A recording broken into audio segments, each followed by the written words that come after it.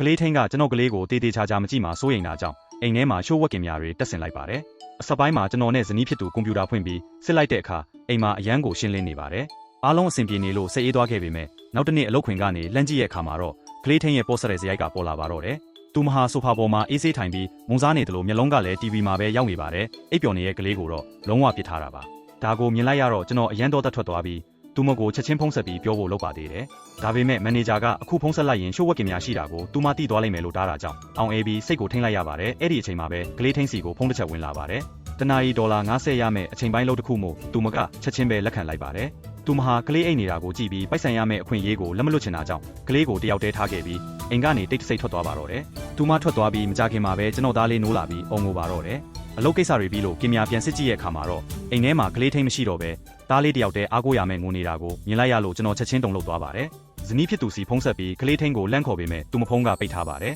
ကျွန်တော်လည်းအိမ်ကိုအမြန်ဆုံးပြန်ဖို့စူးစမ်းပေမဲ့လမ်းမှာကားတိုက်မှုဖြစ်တာကြောင့်ချက်ချင်းပြန်လို့မရပဲပိတ်မိနေပါတော့တယ်အခြေအနေကိုသိသွားတဲ့လီဆာဟာစိုးရိမ်စွာနဲ့သူ့ရဲ့အမဖြစ်သူကိုအကူအညီလမ်းတောင်းတယ်လို့ရဲစခန်းနဲ့တော့ပြင်စရာကိုပါအတိပေးလိုက်ပါတယ်တခဏမှပဲရဲတွေနဲ့လီဆာရဲ့အမအိမ်ကိုရောက်လာကြပါတယ်ဒါပေမဲ့အိတ်ခမ်းတကားဝကိုရောက်တဲ့အခါအထက်ကဘာတန်မှမကြားရတော့တာကြောင့်လူတိုင်းရင်ထိတ်သွားကြပါတယ်ကလေးတစ်ခုခုဖြစ်သွားပြီလားဆိုတဲ့အတွေးနဲ့စိုးရိမ်နေကြတာပါတော့ပြင်စရာကတကားကိုဖွင့်ပေးလိုက်တော့လူတိုင်းအိတ်ခမ်းထဲကိုပြေးဝင်သွားကြတဲ့အခါမြင်ကွင်းကအားလုံးကိုထိတ်လန့်သွားကြပါတော့တယ်